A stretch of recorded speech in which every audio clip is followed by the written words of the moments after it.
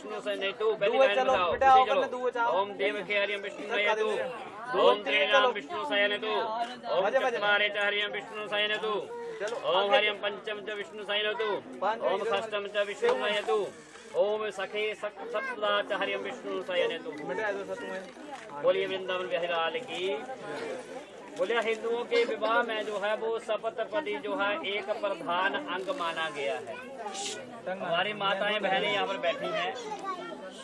कई बार बातें होती है कि पंडित जी ने शर्त नहीं सुनाई गृहस्थ आश्रम में चलने के लिए नव दंपति जीवन। अब ये जो है विवाह बंधन में बन चुके तो अपने गृहस्थ आश्रम में बोलिया सब आश्रम से उत्तम आश्रम जो है वो है गृहस्थ आश्रम, सबसे बड़ा आश्रम। साधु संत फकीर तो हर कोई बन जाता है, मगर जो अपने परिवार का पालन पोषण करता है उसे सबसे उत्तम जो है गृहस्थ आश्रम कहा गया। तो कहा गया कि सनातन धर्म जो है वो हिंदू धर्म की जड़ है। जैसे कि मिलनी में आपको बताया गया कि 8 तरह की शादियां बताई गई मनुस्मृति के अनुसार। हमारे सनातन धर्म में सब विवाहों से उत्तम विवाह जो है वो है ब्रह्म विवाह, जिस शादी में दोनों पक्षों के पुरोहित हों, दोनों पक्षों के रिश्तेदार हों, अग्नि के समीप फेरे हों, उसे ब्रह्म विवाह बाह्य विवाह जो है वो कहा जाता है। तो वर के मन में प्रश्न आता है कि स्त्री नाम स्थिते बाम पार्श्वे कथम तुम दक्षिणे स्थित था। स्त्रियां जो है पति के बाम अंग की ओर बैठती हैं, लेफ्ट साइड, परंतु आप दाहिनी ओर क्यों बैठी हैं?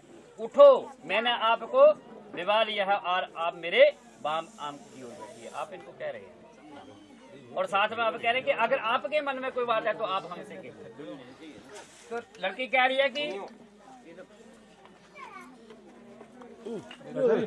मेरे माता पिता ने जितने भी प्रकार का दान किया, ना दाने लादा हो मैंने खिल्लों का हवन किया, उसको जो मैं विवाह नहीं मानती। रिश्तेदार मामा जी सब ने जो है इस विवाह संस्कार में जो है पूर्ण रूप से जो है वो जो है आहुति डाली। तो कहते हैं कि मैं विवाह तो तब मानू जब आप मेरे 7 वाक्य मान लो। 7 वाक्य गृहस्थ आश्रम में चलने लिए कुछ एक वाक्य। पुराने समय की बातें थी ना कि सासू माँ कहती थी कि बेटा वो डोलियां होती थी अलमारी छोटी सी जिसमें घी रखा जाता था, दूध रखा जाता था। फिर वहाँ दूध भी रखा है मगर घी को खा लेना, मगर चाबी कहाँ होती थी के साथ ताली दोनों हाथों से समय परिवर्तित हो गया। अब ये कह रहे कि मेरे 7 वाक्य हैं, अगर आपको वो वाक्य स्वीकार है तो मैं आपके बाम अंग आने के लिए तैयार हूँ। कौन से साधु? तो आप कह रहे हैं कि आप बताइए आपके 7 वाक्य कौन से हैं? ये कह रहे कि पहला वाक्य है कि धन धान्य च मिष्टान्न व्ययनाद्य च यदगृहे, कि हे वर घर में जितना भी धन धान्य मधुर पदार्थ भक्षण भोजन आज जो वस्तुएं होंगी वो सब आपको मेरे अधीन करनी होगी। बोलो कर देंगे जी? पक्की बात है जी? जो कुछ आप बाहर से कमा कर लाओगे वो सारे के सारे जो मेरे पास देने होंगे। बरोबर तक मानते हैं तो क्या लेना क्या लेना। शास्त्रों का मत है, ये तो हम अपनी मर्जी से कहते हैं जो आप कमाएंगे सारे अपनी पत्नी के पास। हमारा सनातन धर्म का मत है कि जो हम कमाते हैं उसका 10वां हिस्सा जो है वो धर्म के कार्य में लगाया जाता है। जैसे आपकी शादी में आपके माता पिता ने जो धन खर्च किया, लड़की की शादी में लड़की की जो रिश्तेदार सगे संबंधी थे उन्होंने जो खर्च किया वो हुआ अपनी इनकी कमाई का 10वां हिस्सा। कहा गया कि 10वां हिस्सा भगवान के निमित्त लगाना चाहिए। ज्यादा लगता है, मगर जो हम कमाते हैं उसका 10वां हिस्सा तो हम गिनती करते नहीं। क्यों नहीं करते हैं? क्योंकि अपने बच्चों के नाम की कापियां हर किसी ने खुलाई रखी होती हैं। कोई पोस्ट ऑफिस में खिलाता है, कोई बैंक में खिलाता है, आजकल तो कई तरह के चला है। तो मगर भगवान के नाम की कापी कोई नहीं खिलाता है। वो 10वां हिस्सा कहाँ रखेंगे? अपने बच्चे की कापी में, अपनी कापी में, और ब्याज भी खुद खाते हैं। जब लड़की की शादी होती है, बच्चों की शादी होती है तो ढिंढोरा पीट देते हैं, बरो मत मानना। मतलब कई बार ऐसा हो जाता है कि कहते हैं कि बड़ा खर्च हो गया जी। अरे काहे का खर्च? वो हमने 10वां हिस्सा तो खर्च किया नहीं, क्योंकि भगवान के निमित्त लगाना था, धर्म अर्थ आदि इन पूजा पाठों में लगाना था। इसलिए भगवान से यही आशीर्वाद लीजिए कि भगवान जो हम कमाते हैं, सीधा जब दिन में कोई 100 कमाता है, को 1000 रुपये दशांश बनता है किसी का, तो हम उस 1000 रुपये को, 500 रुपये को, 50 रुपये को, 10 रुपये को खर्च नहीं कर सकते हैं उस दिन।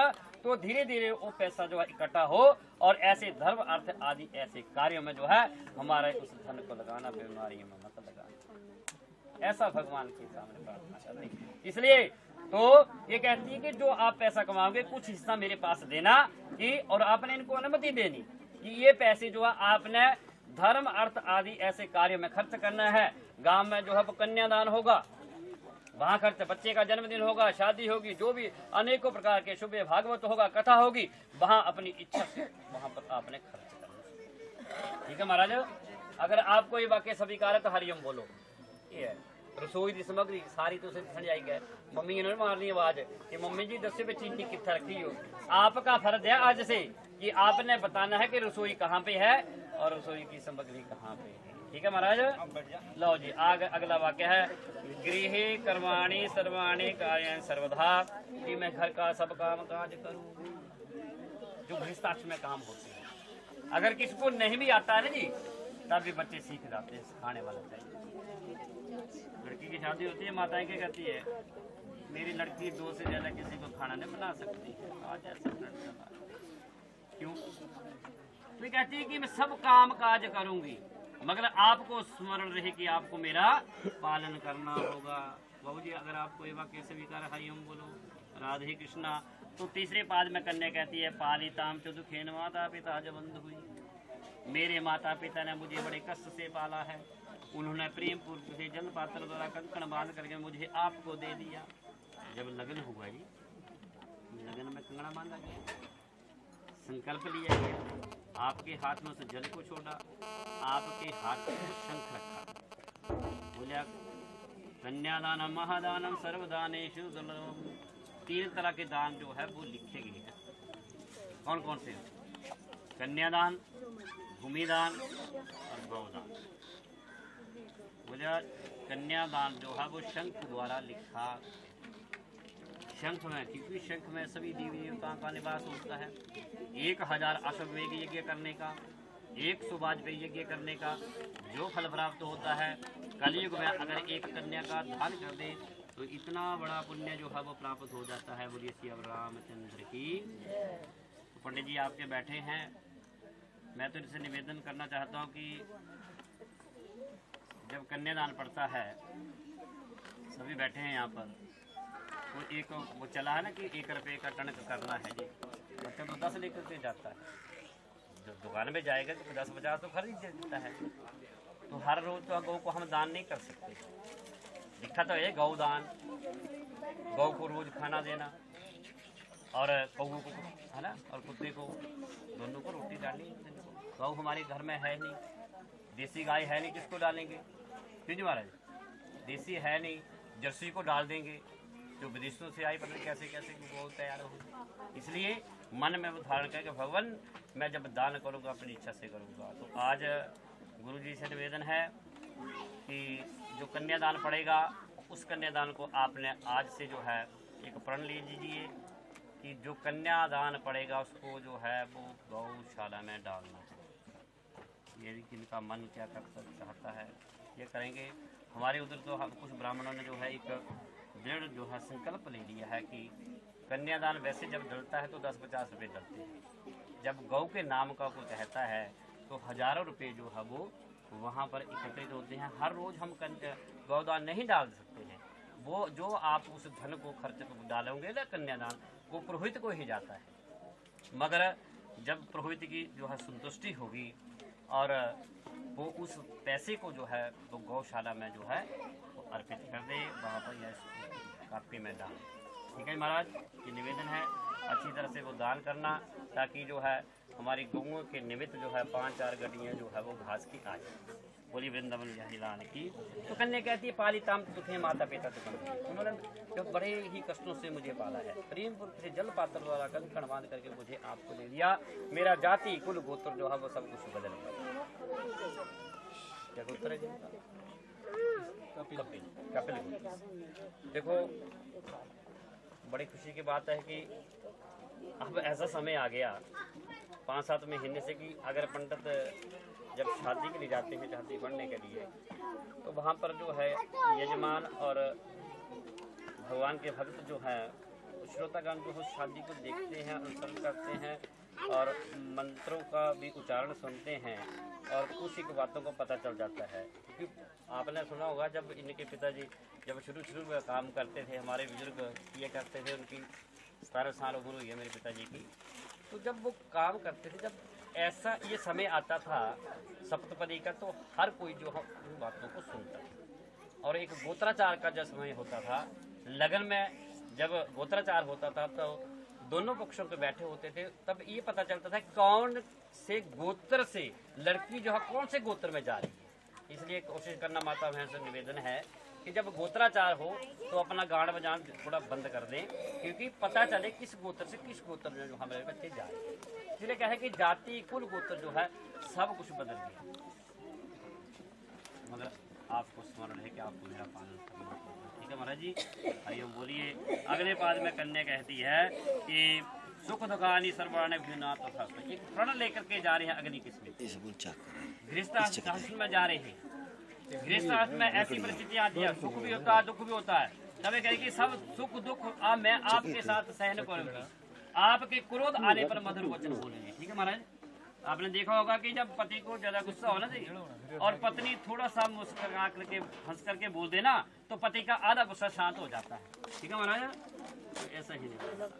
तो इसी तरह से ये कहते हैं कि और स्त्रियां जो है 2 व्रत जो है वो अपनी मर्जी से कर सकती है, किसी को नहीं पूछेगी। जब पति को पता चले तब तो फिर तो बोलेंगे आप तो रोज ही व्रत रखते रहो जी, एक करवा चौथ का व्रत और एक गौरी तीज का व्रत।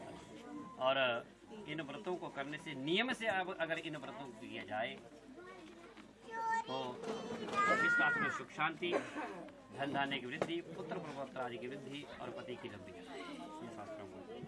और बाकी बेटा जो व्रत और पंडित जी आपको बताएंगे, तो आपने जब उस व्रत को करना है तो अपने पति से जरूर अनुमति लेंगे। ठीक है महाराज, अगर आपको ये वाक्य स्वीकार है तो हरिओम बोलो। तो अगले पाद में कन्या कहती है कुटुंबम च पालित यौवन भरते, आपको युवा से वृद्धावस्था तक कुटुंब का पालन करना होगा। जो कुछ मैं आपसे उचित मांगू वो आप मुझे देंगे, बार बार मांगने पर जो है क्रोध नहीं करना, गुस्सा नहीं रहना। पुरानी बातें हैं, जैसे कि बार खाद्य सामग्री कोई चीनी खत्म होगी, कोई दाल खत्म होगी, तो कई बार ऐसा होता था कि परसों लाए थे और तीसरे दिन खत्म हो गई, तो पत्नी आवाज़ लगाती थी सुनिए कुछ लेकर के आना, चीनी खत्म हो गई है। तो केवल गुस्सा हो जाते थे कि नहीं जी परसों तो लाए थे।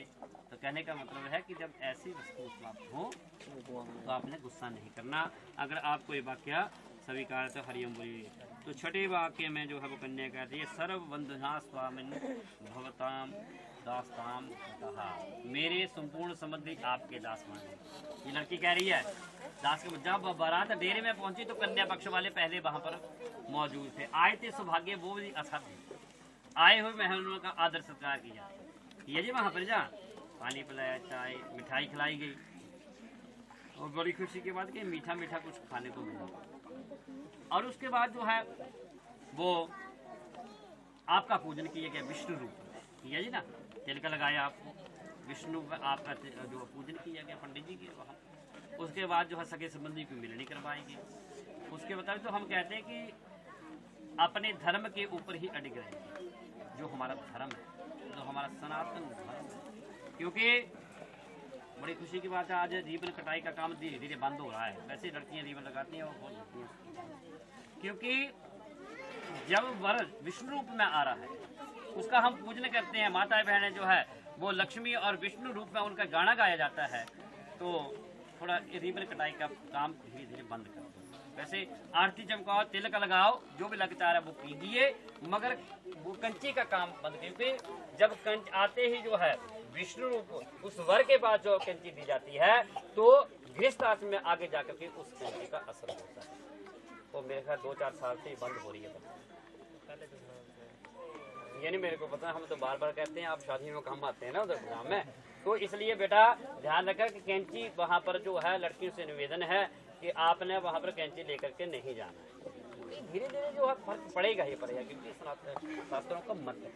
और उसके बाद जो है आपने देखा कि लगन हुए, लगन में संकल्प हुआ, तो ये कहती है कि संपूर्ण समृद्धि आपके दास बने। जब लड़की होती है जी ना किसी की, तो हम जाते हैं बधाई देने के लिए आपके लक्ष्मी आई, मगर जब लड़की की शादी होती है और उसकी विदाई करनी होती है, लड़की को जो है वर के हवाले किया जाता है, तब माता को, पिता को, संबंधियों को कितना दुख होता है, कष्ट होता है, वो ही जाता। ठीक है जी महाराज। इसलिए तो वही कहते हैं कि कंकण बांध करके मुझे आपको भेजे। कभी ये मैं तो कहना कि आपके संबंधी ना मुझे क्या दहेज प्रथा की बातें खत्म होगी, मगर फिर भी 2 बर्तन होंगे, आपस में टकराएंगे, आवाज जरूर आती है, और सेवक के अपराध को स्वामी जो है वो क्षमा कर देता है। अगर आप कोई वाक्य स्वीकार तो हरिओम बोलूँगा। तो अगले बाद में कन्या कहती है कि होमे यज्ञ विवाह कन्या दाने मक्के पर, हवन, यज्ञ, विवाह, कन्यादान, मैं आपके आंचल पकड़ करके आपके वाम अंग की ओर बैठूंगी, लेफ्ट साइड, और आपके पुण्य का आधा हिस्सा ले लूँगी। ठीक है महाराज, परंतु पाप का नहीं। ठीक है महाराज, स्वीकार है। मेरे द्वारा किए गए पाप जो है कुछ पाप आपको लेने होंगे। बिल्कुल ठीक है जी। वो पाप कौन से? गृहस्थ आश्रम में जो वही कार्य की है, खाना बनाया जाएगा, चूल्हे में लकड़ी जलाई जाएगी, ठीक है जी, गोबर लगाया जाएगा, घोड़ों का चौका लगाया जाएगा, ऐसे जीव जंतु मर जाते हैं, वो पाप आपको मिलेंगे। अगर आपको ये वाक्य स्वीकार, हरिओम बोलो, बोलिए वृंदावन बिहारी लाल की। बेटा ये आपके लिए एक वाक्य कहते हैं कि मैंने आपके जो है वो सारे वाक्य जो है वो मान लिए, मगर एक मेरे वाक्य है, वो है आदो धर्मद्रा कुटुंब सुख का तथ्या प्रिय वासनी, सदा सत्य बोलना, क्रोध सा आलस से रहित होकर के मेरे वचनों को मान। जिंदगी में एक चीज याद रखना कि मर्द को मारे आलस और औरत को मारे हंसी। ठीक है महाराज, हंसी मजाक मतलब किसी सीमा तक जो है सीमित होता है। मेरे माता पिता तथा भगनी का प्रेम पूर्वक से आदर सत्कार करना, इन सभी गुणों को यदि आप मानती हैं मैं अवश्य आपका पालन करूंगा। बगीचे में शराबियों के स्थान में नहीं जाना, वो तो आपके घर में बात होती नहीं, मगर फिर भी ये कह रहे हैं कि अगर मैं अपने दोस्तों के साथ किसी दूसरे कमरे में या किसी बगीचे में बैठा होगा और मित्र कहेंगे कि महाराज शांत साहब पार्टी करनी है, तो आपने वहां पर नहीं जाना। ठीक है बेटा, ये कह रहे हैं कि अगर आपने कोई बात कहनी है मुझे बाद में बता देना, मैं आपकी इस बात को मान लूंगा। ठीक है महाराज, तो सही बात गल है जी, तो मननी है गल ये कि जो आप कहेंगे मैं मान लूंगा। ऐसी जो है ऐसी चीजें हैं इनको ग्रहण नहीं करना। ठीक है जी, शराबी के स्थान में नहीं जाना, व्यर्थ जो है गाना बजाना छोड़ देना होगा। अब यदि तुम मेरे मन के अनुसार चलोगी, मेरी आज्ञा अनुसार चलती ही पति धर्म का पालन करोगी, तो मैं जो है आपकी सब बातें मान लूंगा। बिना पत्नी के गृहस्थ आश्रम का पालन नहीं हो सकता, अतः तुम मेरी विश्वास पात्र बनो और अब तुम मेरी वाम अंगी बनो। अगर आपको ये वाक्य चलिएगा सारे हम बोलिए वृंदावन बिहारी लाल की, सत्यनारायण भगवान की।